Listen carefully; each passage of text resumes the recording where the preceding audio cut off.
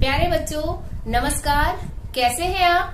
मैं आशा करती हूँ आप सभी घर पर स्वस्थ होंगे, सुरक्षित होंगे और अपनी पढ़ाई भी मन लगाकर ध्यान से कर रहे होंगे। आज हम पढ़ेंगे बेटा अनुच्छेद लेखन कि किस प्रकार से अनुच्छेद लिखा जाता है, अनुच्छेद क्या होते हैं, इसमें कौन सी बातें महत्वपूर्ण होती है। सबसे पहले बेटा हम पढ़ेंगे अनुच्छेद क्या होता है, उसकी परिभाषा। किसी एक विचार या भाव को व्यक्त करने के लिए किसी विषय से संबंधित लघु वाक्य क्या होते हैं कि बहुत बड़े नहीं, छोटे वाक्य समूह को अनुच्छेद कहते हैं। समूह होता है बेटा, जैसे भीड़ होती है ना, ऐसे ही जब वाक्य जुड़ जाते हैं तो वो समूह बन जाता है। तो क्या कहा है, विषय से संबंधित लघु वाक्य समूह को ही हम क्या कहेंगे, अनुच्छेद कहेंगे। अनुच्छेद लेखन में 80 से 100 शब्द होने चाहिए। ये बहुत बड़ा भी नहीं होना चाहिए, बड़ा बहुत हो जाएगा तो बेटा ये एक निबंध का रूप धारण कर लेगा। इसलिए इसमें 80 से 100 शब्द होने चाहिए। अब देखिए बेटा और किस चीजों पर ध्यान दिया जाता है अनुच्छेद लिखते समय। पहले इसमें विषय अनुकूलता, जो हमारा विषय है, जो हमारा टॉपिक है, उस पर हमें अनुकूलता यानी कि उसी के अनुसार पूरा अनुच्छेद होना चाहिए। ये नहीं है कि आप लिख रहे हो, आपके एग्जाम नजदीक है, परीक्षा नजदीक है, तो वो चिंता के बारे में और बीच में लिख दिया आपने कि मैं एक दिन खेल रहा था, पार्क में गया था, इस तरह नहीं। जो विषय है उसी से संबंधित आपको इसमें बातें लिखनी है। प्रभावशाली भाषा, इसकी भाषा बहुत प्रभावशाली होनी चाहिए ताकि पढ़ने वाले को लगे कि हाँ, बच्चे ने अपनी मेहनत से सोच विचार करके ये चीजें लिखी है। बहुत प्रभावशाली, शब्दों को सुंदर तरीके से लिखना, अच्छे शब्दों का प्रयोग करना, इस तरह की इसमें भाषा होनी चाहिए। संक्षिप्तता यानी कि बहुत बड़ा नहीं होना चाहिए, अभी बताया था, क्योंकि ज्यादा बड़ा हो जाएगा तो ये एक निबंध बन जाएगा। एक बात और बेटा कि अनुच्छेद में हम मुहावरों और लोकोक्तियों को भी लिख सकते हैं। बीच बीच में अगर कहीं आपको आवश्यकता है कि इसको सुंदर बनाने के लिए, इसको प्रभावशाली बनाने के लिए मैं इस मुहावरों का प्रयोग करूं या ना, तो आप उसमें बेझिझक मुहावरों का और लोकोक्तियों का प्रयोग कर सकते हैं ताकि आपका अनुच्छेद प्रभावशाली बन सके और सुंदर हो, स्पष्ट हो। अनुच्छेद की भाषा बहुत ही सरल होनी चाहिए।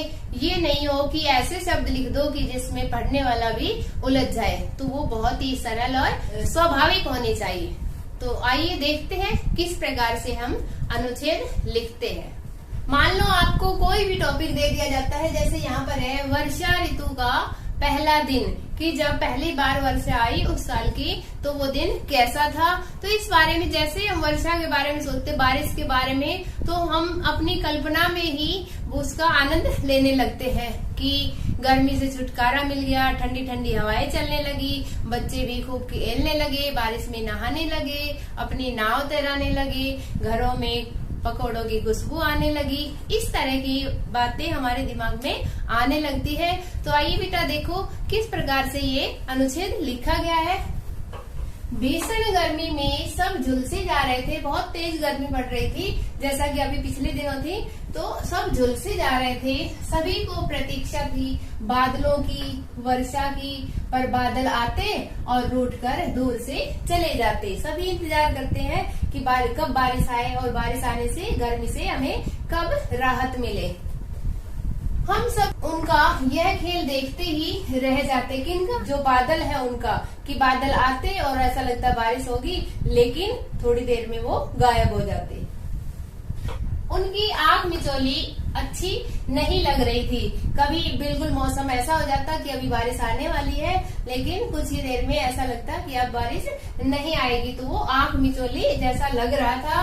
कभी इंद्र देवता पर नाराजगी, बारिश के देवता कौन है, इंद्रदेव, तो कहते कभी उन पर नाराजगी की बारिश क्यों नहीं करवा रहे, तो कभी अपने भाग्य पर दोष, अपनी किस्मत पर हम दोष देते। एक शाम ठंडी ठंडी हवा के साथ रिमझिम वर्षा होने लगी।